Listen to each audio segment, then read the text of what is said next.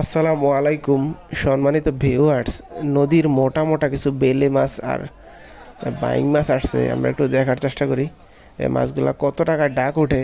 এখানে আনুমানিক 4 থেকে 5 কেজির মতো মাছ হবে।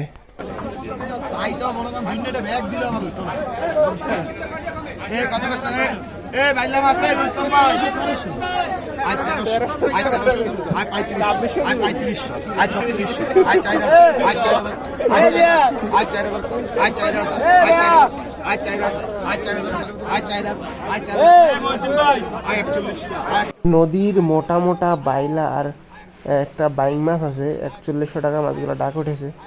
অল্প সময়ের মধ্যেই বিক্রি হয়ে যাবে। একটু দেখার চেষ্টা করি শেষ পর্যন্ত কত টাকায় সেল হয়।